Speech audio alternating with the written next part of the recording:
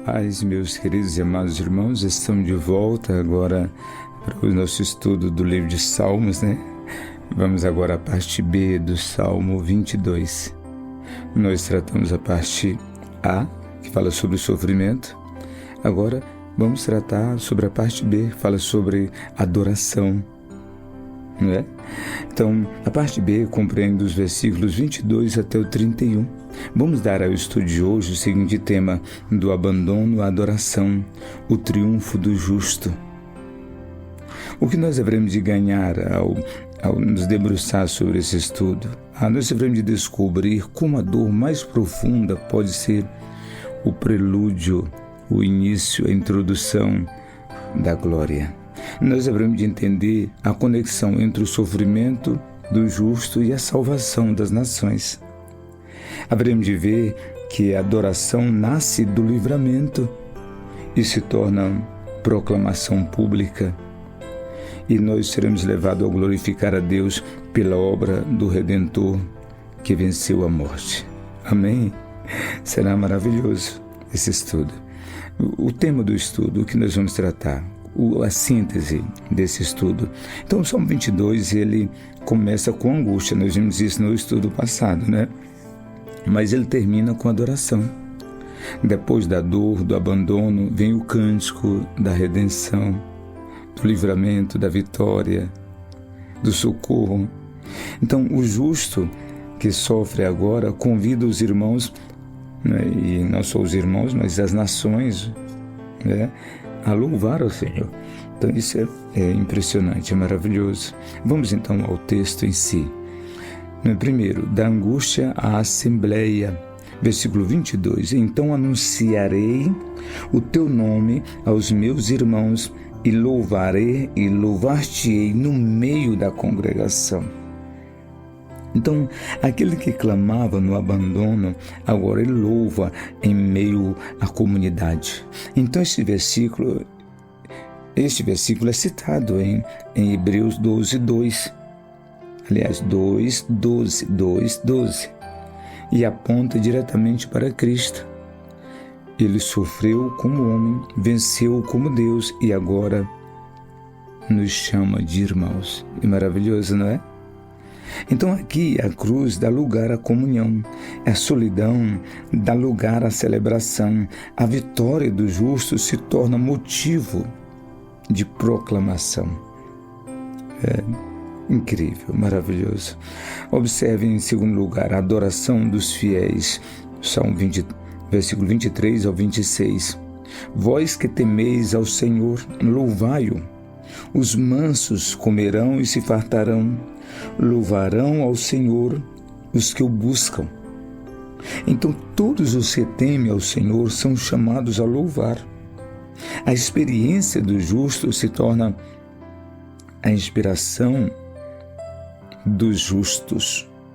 A experiência do justo, Cristo, se torna a inspiração dos justos, de todos aqueles que colocam a sua confiança em Cristo Jesus. Então a misericórdia de Deus gera reverência e gratidão em seus servos. Então aqui o padrão, né? Aqui está o padrão, observe. O livramento de um torna-se alimento de muitos. O que passou pela dor agora alimenta os mansos e encoraja os que buscam a Deus. Não é maravilhoso lembrarmos disso? Observe, em terceiro lugar, a salvação alcança as nações. Versículo 27 e 28. Todos os limites da terra se lembrarão do Senhor e converterão a Ele. Então o Salmo, ele assume um tom universal aqui. O sofrimento do justo resultará na conversão dos povos. O reino de Deus se estende para além de Israel e alcança os confins da terra. Então aqui nós temos um vislumbre missionário no coração dos salmos.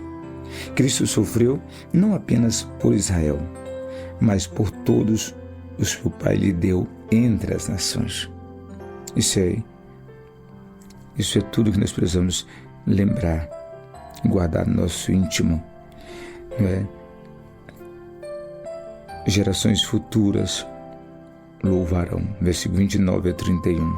Observe, ele diz: uma semente o servirá, será declarado ao Senhor a cada geração. Chegarão a anunciar a sua justiça,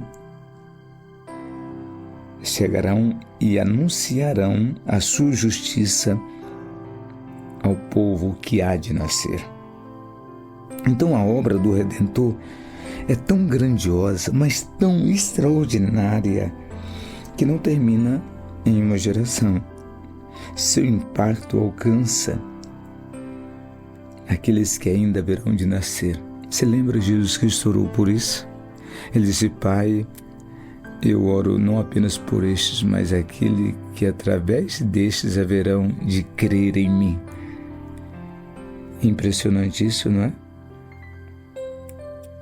Então, o impacto da salvação, da obra redentora do Messias, alcança os que ainda hão de nascer. A salvação será proclamada de pai para filho, de geração a geração. Este é o final do Salmo. Um justo que sofreu, venceu, se tornou o centro da adoração da humanidade. Cristo, o Messias, no tempo e na eternidade. Isso é maravilhoso. Observe o que disseram alguns teólogos sobre esse texto. Observe esse aqui, escute João Calvino. Ele diz o seguinte: a fé não termina na dor, mas prossegue até a adoração, pois Deus honra os que nele esperam. Vou ler novamente. A fé não termina na dor, mas prossegue até a adoração, pois Deus honra os que nele esperam. Lembrou disso? Gravou, colocou no seu coração? Observe agora, Berhoff diz o seguinte: nesse salmo, vemos Cristo, o Cristo sofredor, tornou-se o Cristo glorificado, e a comunidade dos irmãos é chamado ao louvor.